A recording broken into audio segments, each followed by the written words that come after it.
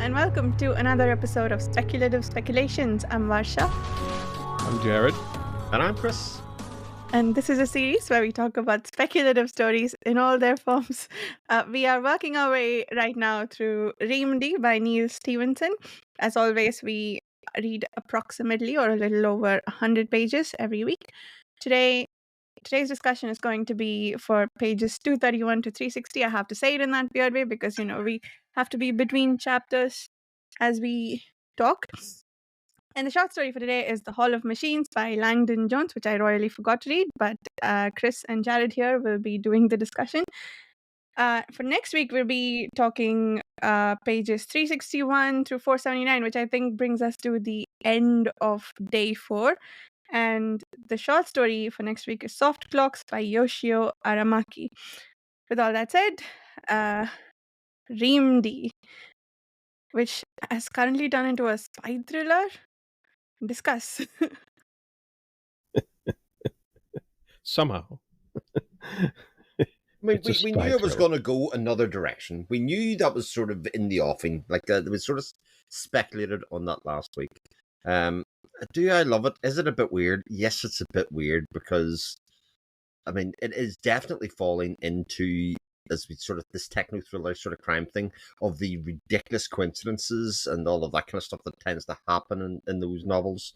And again, it's very suspension of disbelief and all the rest of it, but it has to add more layers to it, just like we said. So that's kind of where it's at. So with people jumping out windows and getting trapped in vans, with Kalashnikovs, AK-47s, bombs, people crawling over roofs like spiders. I mean, shit's happening. Don't forget the random flashback to conveniently tie in new people into the current situation. Yeah. Yeah, and we have...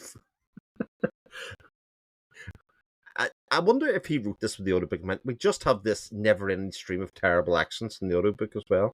I mean, we keep on going around the world, adding nationalities. Everybody can speak English. And I don't know where we're going to go next, but with Marlon, who's Chinese, but probably speaks English better than anybody else in the entire cast of characters, I suppose, yeah. So how's the Welsh accent for Jones? And Jesus.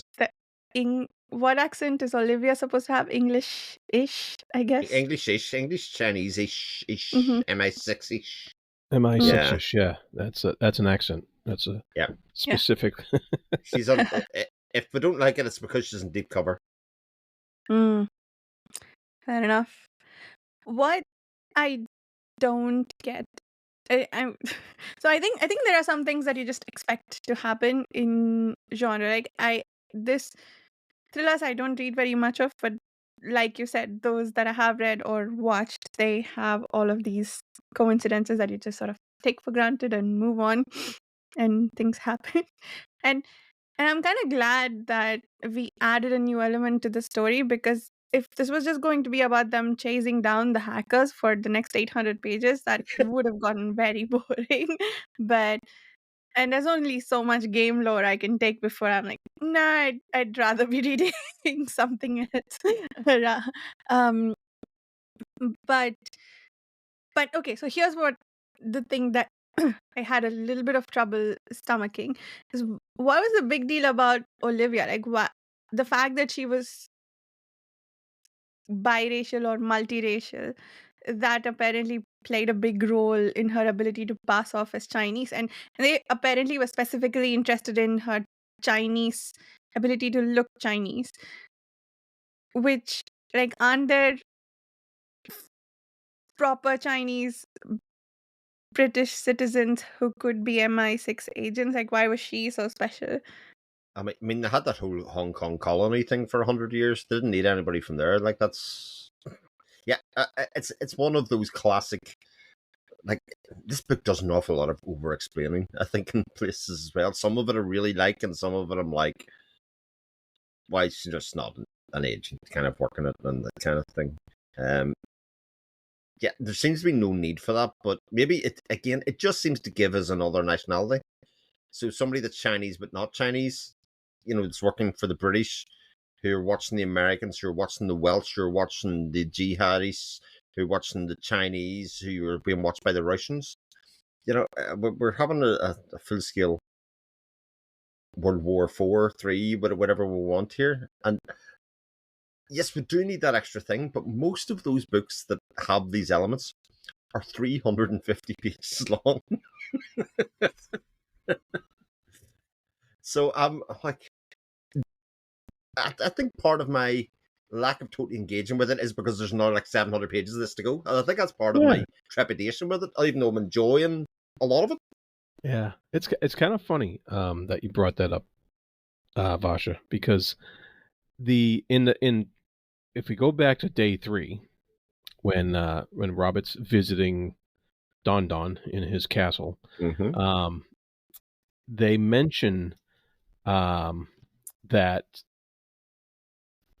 the everybody in the game still likes the crusty old brown stuff. Cobb, they had the Cobbs. There was an acronym for it, and so even though the game's based upon European medievalism, and even though they have a ton of Asian players, they did all the, what do you call that, analyzing, whatever, and said everybody playing still likes that stuff. And so now he's in the supposed real world of this book, he's pointing out all these actors who are still talking English, and it kind of ties into the crusty old brown stuff.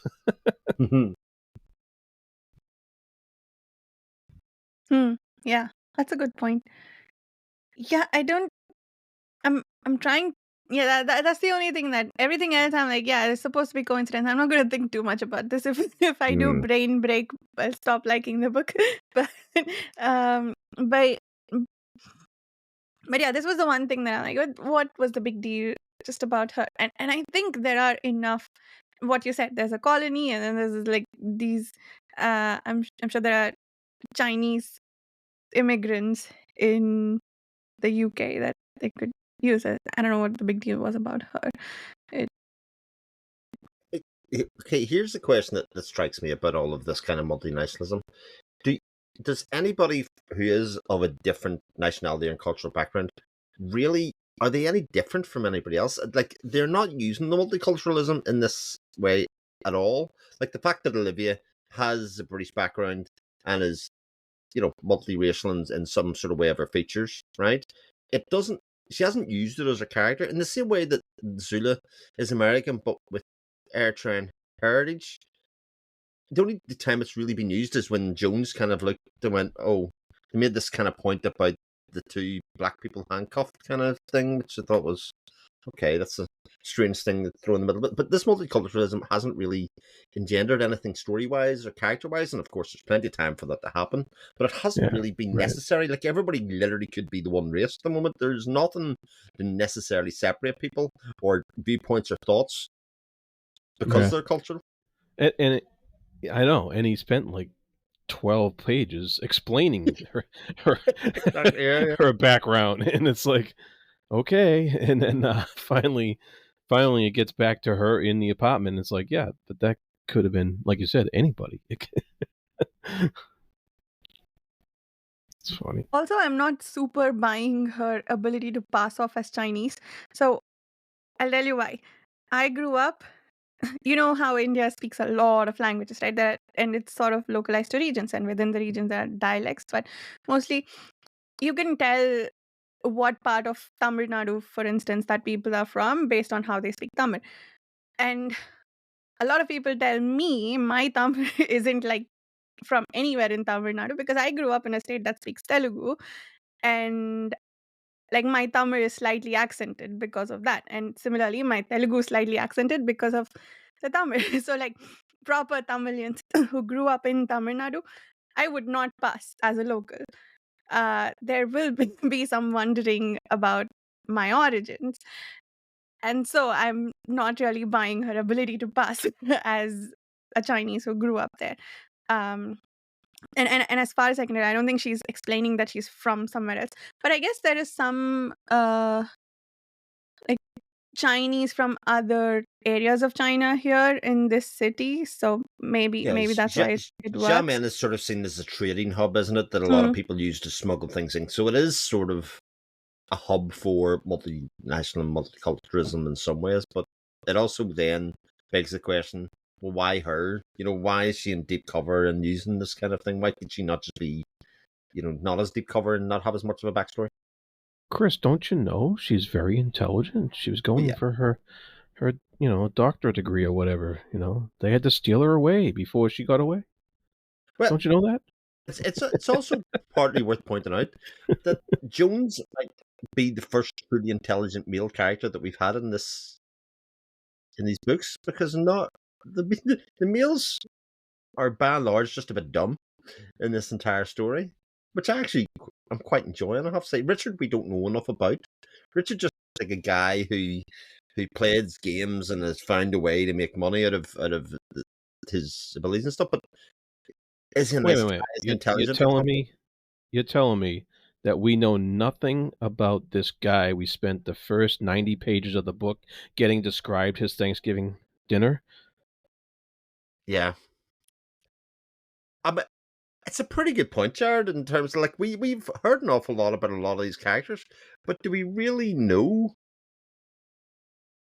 Them? Have they really developed characters? We've found an awful lot about things that they've done, but not necessarily about who they are as people, about their level of intelligence. We sort of know Zula a little bit because her values are pinned to the wall the whole way through this. Like the fact that she picked 505 instead of 405 told us an awful lot about her character and her choices.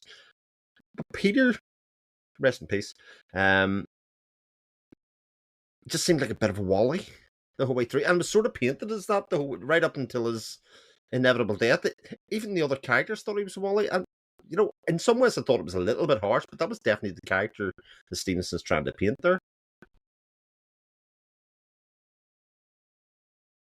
Yeah, I was waiting for Peter to redeem himself. I really wanted him to, because apparently the reason he did that shady transaction was so he could have a better apartment that Zula could move in, right? He cared for or wanted her to be in his life enough that was a thing. So, and was he scouting for danger, or was he trying to escape? Was it?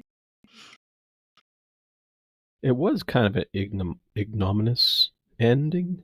Yeah. That was. I mean, we're still in the middle of the action, so we haven't had any downtime yet That's right. for any of these characters to let stuff sink in and try to figure out why things happened the way they did. Of course, yeah, because Chris's schedule made us stop right in the middle of the action. That's right. Yeah. You're welcome. But so maybe there'll be some reflection time later on when we can try to, or Zula can maybe piece together Peter's reasons for his ending or how it happened, or somebody can, I don't know, and maybe we'll get a 20-page flashback of Peter's thoughts. Who knows? But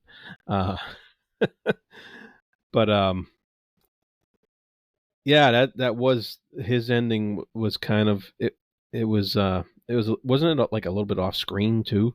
Yeah, that was. And so you really don't know. You don't know much at all about how that happened. And yeah, that was very strange. It was kind of like an interesting puzzle piece of how we put all that action together. From you had like 4 different locations that were going through the same thing, really. And so it was pretty clever how he managed to juggle all that, because there was a lot of juggling going on between 404 and 405 and 505 and the cellar in the building across the street and what have you. So that was like I was never like, oh, where are we now? I was like, oh, okay, yeah, he's describing these guys going through over here, and these guys, and the gun battle and all that stuff, and so it was it was some pretty clever juggling on Stephenson's part for that part of it, anyways.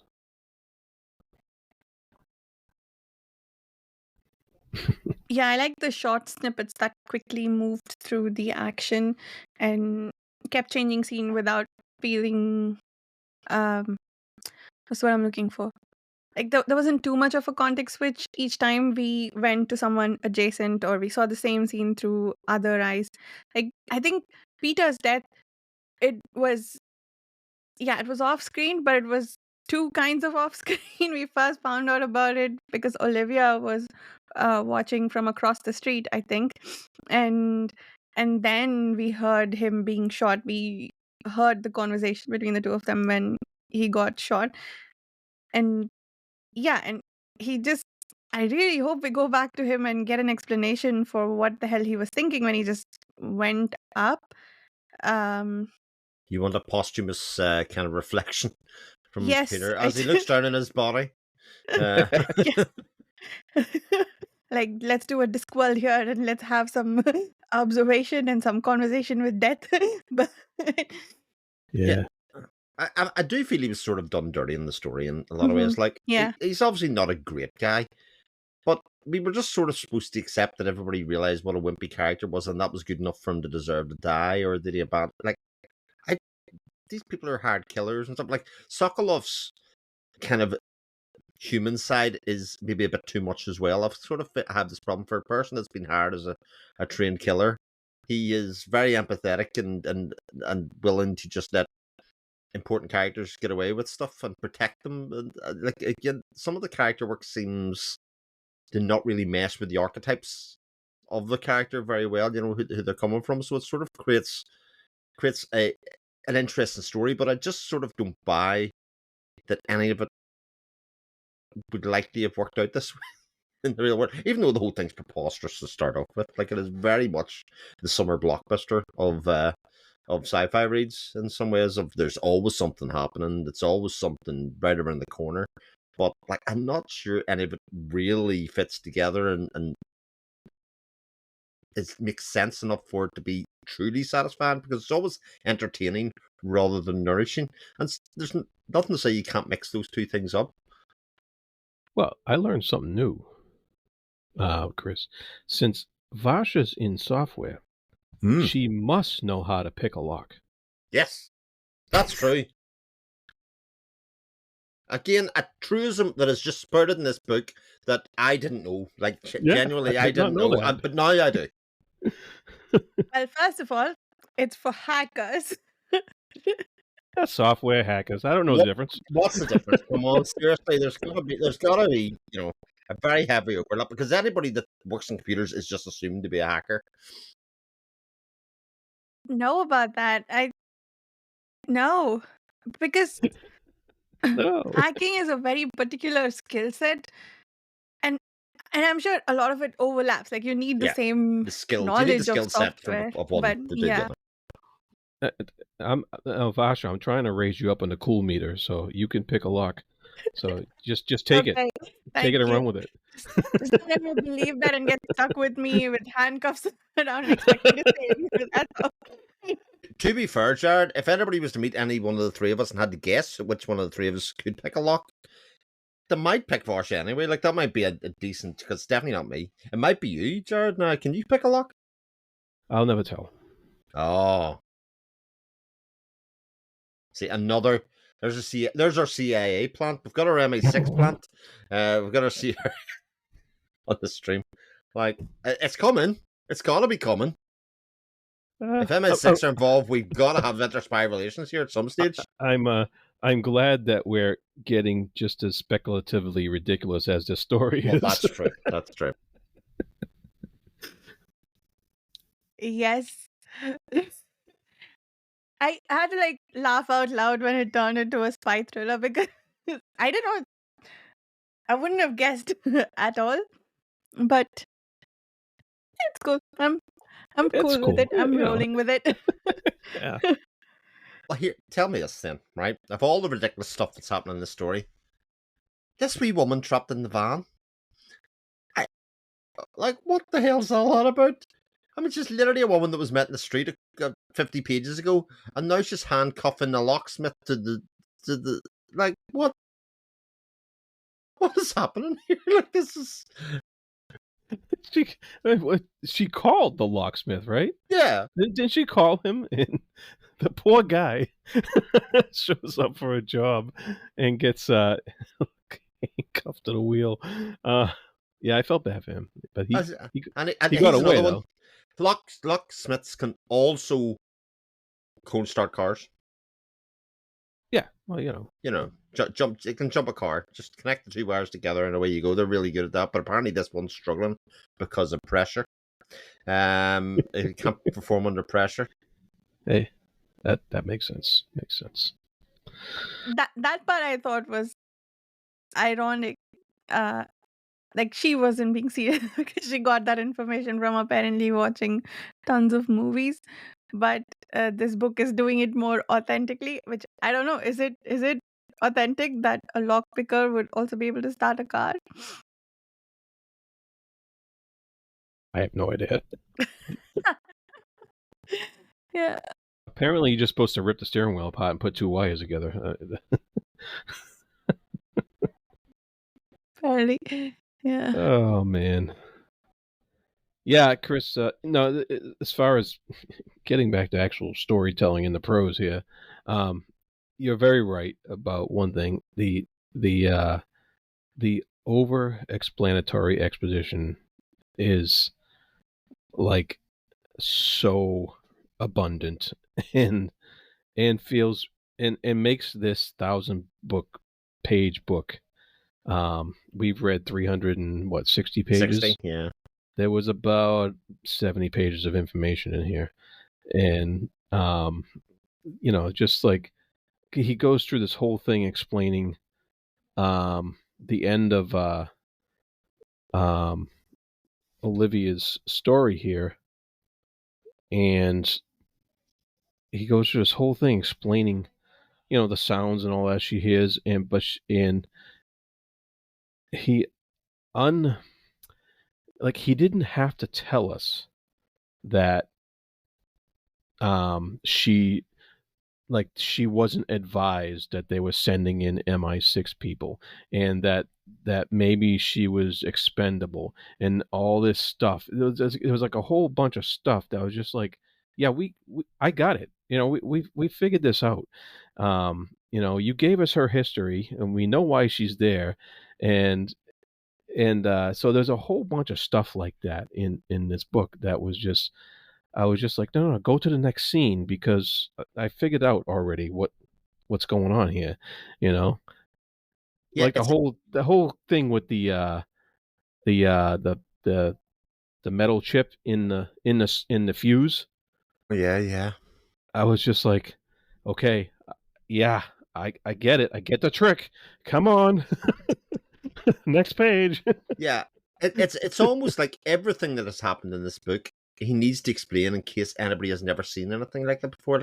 But there's got to be a certain type of reader that's going to read a 1,000-page cyber thriller book. And like he spent literally hundreds of pages explaining Tyrion, and in the past 60 pages, he's now basically referred to it as a World of Warcraft clone. Like he's literally done all this explaining and now calling it a WoW clone. You know what I mean? So either what you could have done away with all of that exposition and just went for a WoW clone and just sort of assumed that people would know it, or at least they would look it up because we live in the internet age. Right. Same with the fuses. Same with how hackers, how gold farm, all of this kind of stuff. And while some of it's interesting, like very interesting, the storytelling aspects, everything has to be explained. Hot wiring a car, And then I also think there are things that he has spent no time explaining in some ways, which I have appreciated. Like the PSB, I had to look up. They were like the protective or the police force of China. He didn't explain that. He just kept on referring them by that acronym. But I could sort of infer who they were. I went and did a quick check and went, yes, that's what they are. And he didn't do that one. But everything else seems like it has to be very over the top and really drawn out about it, which sort of holds the book back, especially for a story that's it's very page turning. Like that's to me, that's its total purpose is just to turn the page, turn the page, turn the page. There's always something happening, and we get these heavy exposition points. So it is just artificially lengthening the book, and it means that when Jared gets to page 360 and he has to stop, he's like, I don't want to stop because stuff's happening. You know, stuff is happening all the time. Yeah, especially in day 4. Yeah, that chapter is 8 hours long on the audiobook. Last week, I thought we were going to the end of day 4, and I was looking at the audiobook to see how long I expected it because I didn't remember the page number. And then I think 8 hours, and I think that can't be right. Yeah. Then I went and checked to see that we're stopping in the middle, not going to the end. I love the start of Zula's explanation to the terrorist there. How did this start? Oh, a man walks into a bar. Oh, yeah. Just like, oh, that's brilliant. What? Stuff. Shifting gears a little bit, maybe a lot. What do you guys think of the medieval tower that Don apparently lives in? That was this week, right? Or was it? Yeah, Did we already talk about no, it it last was. week? It Okay, was. yeah. That was day 3. Yeah. I don't know. Yeah. Is he making fun of writers or making fun of fantasy writers? I don't know. I thought at least part of his personality was like the fact that he writes every new book in the made up language and then translates to English. He said that with a straight face. It wasn't a joke in the book, which means the author is making fun of fantasy writers, at least in that regard. I don't know if if he's expanded that joke here, and it's not a laughing with you joke. It seems to be a laughing at you joke, if that is the case. Yeah, seems that way. Yeah, but again, is that necessary? I mean, he's describing locations that I can't imagine are going to pull round. All the characters are going to end up in one place. If you know what I mean. Normally, when you do that, you sort of set the scene for future things down the line, and certainly there's the room for that to happen. But I feel it's incredibly unlikely that that's going to come round to be a location. It talks to the character of the person in the same way that Devon's kind of setup was described as well, in terms of like he has these people working for him and he hides in his float tank or whatever he's doing in the back, whatever that float state kind of thing. Yeah. It again seems it gives you an idea of the person and the kind of eccentricity, but you could have done it in like a couple of lines, or it doesn't need that kind of explanation, especially if setting in a place. I think it's the you know what it is. Part of the problem is the reader. It's us. We just came off of an extremely economical and deep read with Clara and the Sun, and now we're jumping into a 1,000-page beach read. And our perceptions of and expectations of prose have been warped by our own reading, and so we come into this, and I think our expectations are just they're skewed, and so that's I mean, maybe I'm still waiting for that shootout at the ranch at the end of the book.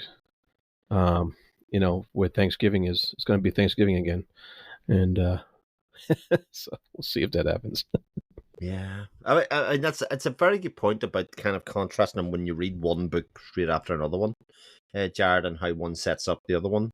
Because we probably have come off a couple of reads that, like, not all the books were long, but they would be very rich thematically and very rich in discussion and kind of philosophical or otherwise. And this definitely isn't. In fact, it's kind of like the total polar opposite, as you say. Like, Clara and the Sun's very economical, 300 pages, very quick read, and much the same way. But like, every couple of pages you're getting like something to really get your teeth into and sort of explore. And this book isn't trying to do that at all. Like that's not. totally not its objective at all. It doesn't set out to do that. It's kind of doing things in literally the total opposite way, and like over explaining and doing that kind of stuff. And it is jarring to kind of put the two things side by side. It's not, nobody would design probably to read these two things back to back in this way, but it does it's a contrast. Yeah, except for some crazy wheel that we got to follow. Yeah, that's right. We live by the wheel. But if we don't do that, the theory then is that we need to ramp down from Clara and the Sun and pick intermediate books that are maybe not. Well, I think part of it also is as well, the reason the wheel exists and the reason that actually this podcast exists in a lot of ways is the wheel exists. I created it. I am the creator. Bow down to me. It's because we don't know shit about anything, right? Like we literally have heard of all of these books. Can't be bothered to read a synopsis or a review, but just kind of stick it on the wheel. We spin the wheel, we'll read the book. It's much easier to spend 7 weeks reading the book, 120 pages at a time, than read the synopsis and see whether it should have been on the wheel in the first place. Yeah, slaves to the grind. That's what we are.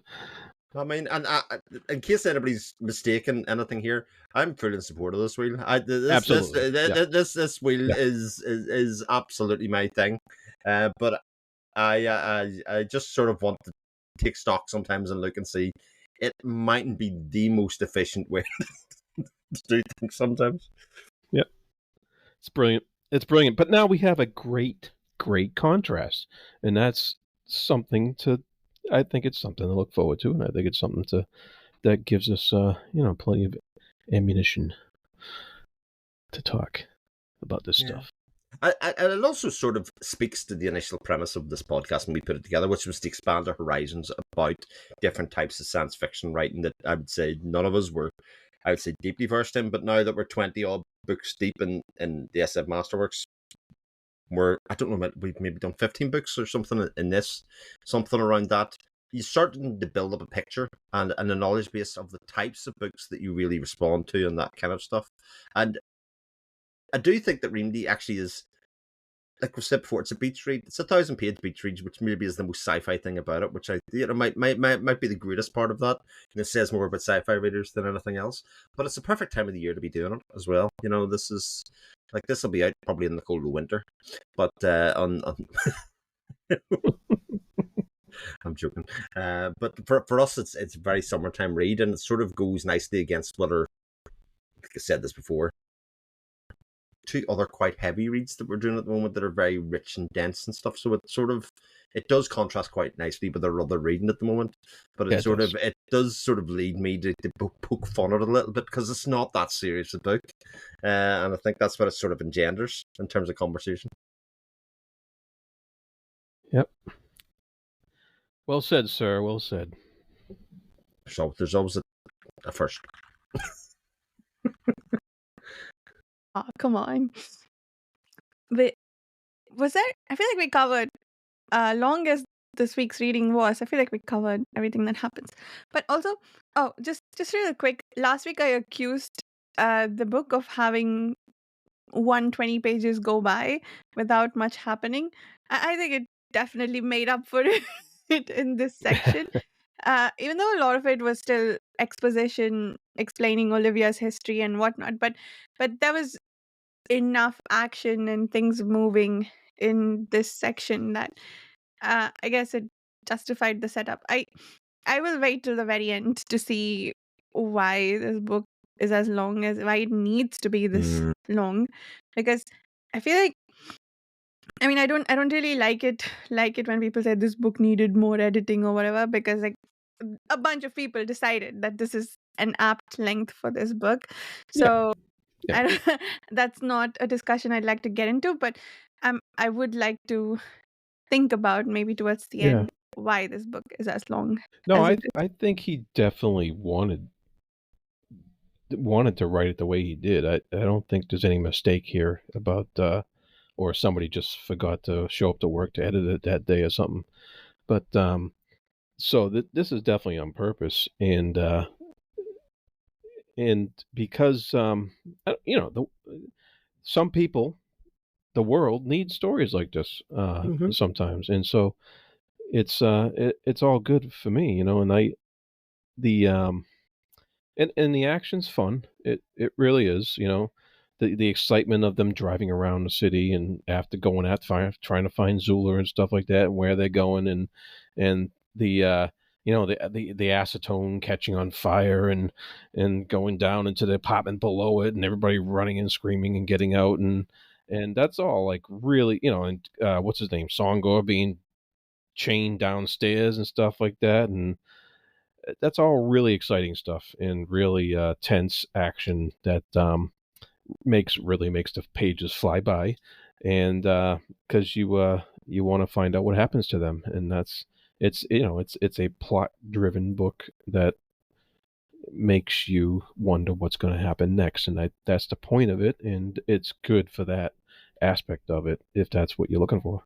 Yeah, I haven't wanted to highlight any series of prose within the book at all. It never. Sometimes when I'm reading stuff, I want to grab, or wish I had, my little tabs beside me so I can highlight that. Now, that's not to say there aren't sections within this where it explains nuts and bolts of things that I kind of go, oh, I think that's really interesting discussion about that kind of thing. Like in this case, we had the discussion about the game set up for the Chinese gold farmers, but they couldn't see any growth in their kind of living standards and that kind of stuff based on that. Even though the whole game they were making a living out of, a good living about it, they sort of had to create these viruses to do something on top. I think that's quite interesting. I think those kind of discussions have little points of interest, and it's where the kind of the over explaining and that kind of stuff sometimes does pay off, because he has these kind of interesting kind of bits when they put it.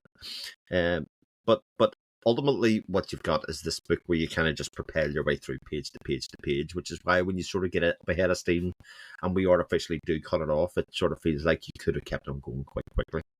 Like I think compared to other books that we've read, it's the kind of book, as soon as you start reading it and get into a flow of it, you sort of don't want to stop at all. You could just kind of fly through it in some ways and kind of get more story and get more from it, which is obviously to the book's positive side.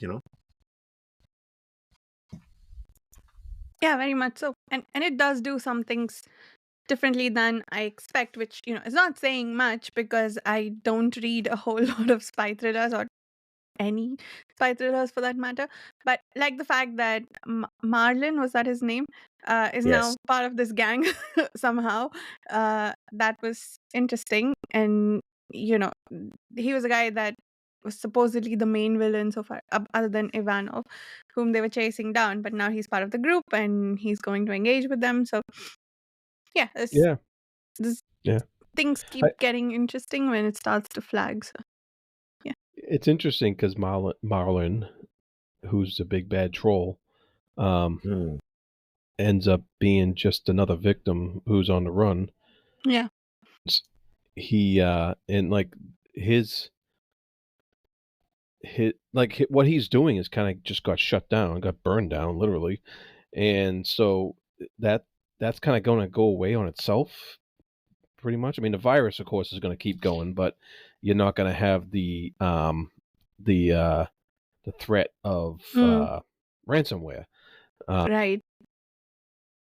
So the programmers are just going to have to get rid of the virus itself somehow, even though they've kind of incorporated it into the story. But so that's, you get that part of it.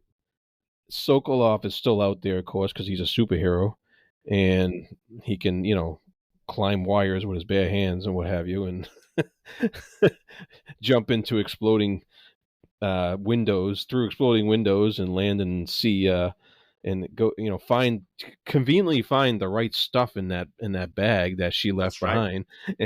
And so he's still going to be in the picture somehow, but his boss is dead. What a scene. Yeah, that was great. And and like Chris said, you said earlier, he's this he's this hired killer basically, or at least a hired tough bodyguard of some sort, who he's always having these slightly empathetic thoughts. So we'll see. We'll see what he does. I don't. He's kind of a wild card at this point because he's kind of out of a job, but I'm sure he still has some sort of vested interest in something here. We'll see. But like for Marlon and Sokolov both, I'm not sure why they just didn't walk away. Like Marlon's has sort of explained that that he could have got out, etc., and he went back and he sort of felt beholden to the fact that somebody had warned him and all of that kind of stuff. Yeah, but neither of them has anything at stake here at this point, which I think is interesting. Yeah, he saved Songa's life, and he just went with him. So I don't know. Yeah, what's his? There's been a lot of confusion and action, so you can kind of understand how he just got swept along. But what's he gonna feel once it's done? Like I said before, there's a lot of thinking to be done once this action stops here. There's gonna have to be a lot of introspective about, all right, what are we doing now? What just happened? And how do we get out of China and all that stuff? Go to another country, meet more nationalities. Yeah. These are all things that we've got to do. Yes, we're getting there. And then they're going to go into Tyrion as characters, surely. Exists in Tyrion. Yes. It's all there. Yeah, there we go. Do you guys remember what happened to Olivia? I completely forgot. She took off. Yep. She was trying to get her stuff together, but something happened. Things were falling or whatever. Things were blowing up, and she ended up leaving shit behind, and she just left. Yeah. Okay. She didn't die in the. I don't think so. The explosion, right? No. Okay. Oh, and one last question: do you guys buy Zula's extremely optimistic theory that they didn't actually kill Wallace? They just put up a show to scare them? Well, I thought it was interesting, though. I thought it was a good way for her to reinforce her argument, so to speak, because we didn't know that. What I would really like is that they use this kind of idea that she floats, that like just because you thought you see it or you're supposed to see it doesn't mean that it actually happened. I would really like that to be a theme that carries forward in the book, and them use that in some way going forward, because I think that could be very satisfying in a lot of ways. Like when writers do that and sign up on one end, and also in this case we sort of, as readers, sort of think, well, no, he was killed. Like, we know that, but also it sort of floats that idea through the book. I think that would be really, really interesting to be able to use that. I hope the book has some of that narrative depth in it, because I think it would kind of give it another level just than techno crime thriller. Otherwise, it has like real craft to it, Yeah, I like that. Oh, last question, maybe. Zula's escape attempt. That Out the I window. kind of enjoyed that. I like that it got killed in like 3 seconds. Immediately ran into Sokolov. Yeah. Yeah, I did like it because it did float the idea that something different was going to happen. Like, there is that problem, I think, in the book, that you kind of look at it and go, well, it's very predictable what's going to happen here. That you can kind of see what's going to happen. And it sort of floated the idea that, oh, this might take a total left turn and not kind of go through the stages and the procedures that we think are going to happen. It didn't happen, but again, it sort of floats the idea that Zula's capable and is looking for opportunities and is looking for bits with herself, and she's not tied to the idea that her outcomes are not self-determined. In some ways, it kind of says a little bit about her character, which I think is obviously interesting. But yeah. Now, do you think that? Because I got the feeling that she thought, because we didn't really get in Peter's head at all, but I got the feeling that she thought that Peter thought once they did the thing there, everything was going to be fine and they go home. And I think she brought up a couple times that, no, they're going to kill us when we're done. So I think that's pretty good. It makes pretty good sense that she was looking for a different way out. And Peter was when he got killed was just trying to go somewhere and say, hey, look, see, we did what we were supposed to, let us go, or whatever, or something like that. Hopefully we get a little bit more about Peter's death later on, but we'll see. Yep. I guess we're ready to move on to the short story. Are you? Sure. I don't know. I don't know if you are, Varsha. I'm not. You both will do the talking. Okay, I shall try and give it a go. For The Hall of Machines by Langdon Jones, I shall do the summary. A man walks into a hall. He sees lots of machines. He walks through different types of machines, and he makes some sort of philosophical observations about how life and machines can be sort of linked. It's a little bit dry. Yeah. I had to, hold my eyelids up with the toothpicks, to try to finish it. Really, a 6-page short story is that boring? Wow, must have tried extra hard to I be don't know if boring. it's say boring, because I do think it attempts to do things, but when you're reading it, it's not like other short stories that have a beginning, a middle, and an end in the same way as things are always happening. He literally just walks into another part of the hall, and he sees a different type of machine, and he sort of progresses from these very mechanical things that he starts to see to them sort of taking on slightly more biological and human constructs in some ways. So we'd start to see oil as blood and that kind of thing. And he comes to the end of it, and he sort of, I think, postulates that the machines are as living as biological creatures in some ways, because they have the propensity to grow and build and change and all that kind of stuff, because there's sort of like a life cycle to it in terms of like death and machines. There's a mother character, there's all of that kind of stuff. So he's kind of making these sort of allegories to it, but because it's sort of told in such factual language and observations, it doesn't really delve into the emotional connection that he's sort of feeling about it until the very, very end of the book. I don't know if that's sort of mirrored what you thought, Jared. Yeah, I mean, you're right on target there, Chris, because that's exactly what he was doing. And he was equating, he was having these machines that I think he said was like a million years, these machines were constructed. So they've been around a long time in this delicate state of balance. And and so, like you said, he's equating a life cycle to them, and he's equating, but he's doing it. The problem is he was describing every circuit, every rod, every every every little wires and stuff like that, and the way the machines moved and the wheels rotated, and you just like, I'm just like, oh, this is exactly the type of science fiction that would have turned me away from science fiction when I was younger, because this is it's a big description of a cog, Literally. that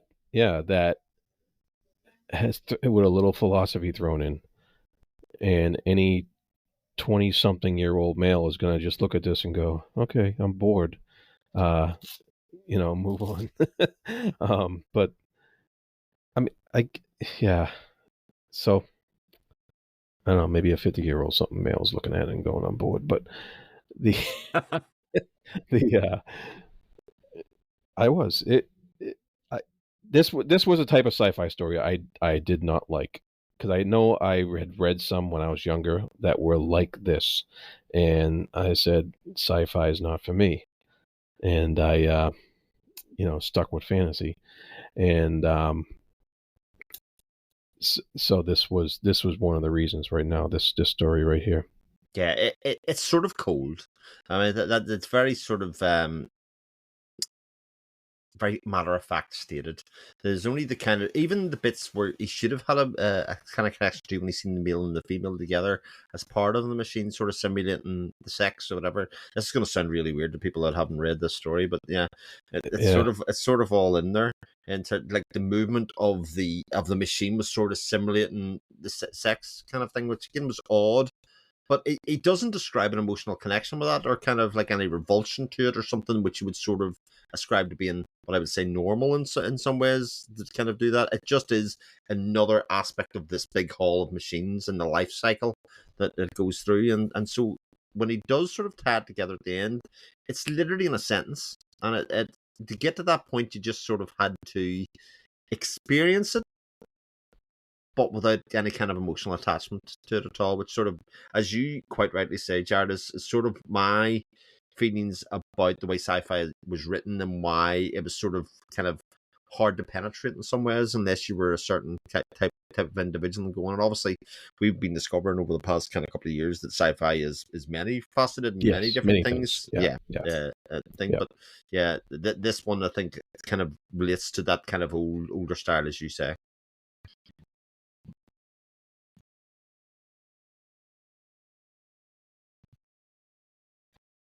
Pretty much it. Yep. Oh. Nice. Sounds like I will read the story. Just no, you won't. Later this week. I will. You know, I only half read Grandpa when we were reading that story, and then I went back and finished it several weeks later, but I finished it. I remember nothing about it. There you go. It was that weird raft thing on another planet, that they named Grandpa. Oh, anyway. Yeah. Yeah, so if there's nothing else, then we will see everybody next week with the next section of Reamde and Soft Clocks by Yoshio Aramaki. For Reamde, it's going to be up to page 479, which is the end of day 4. Thank you so much for listening, and we'll see you soon. Bye.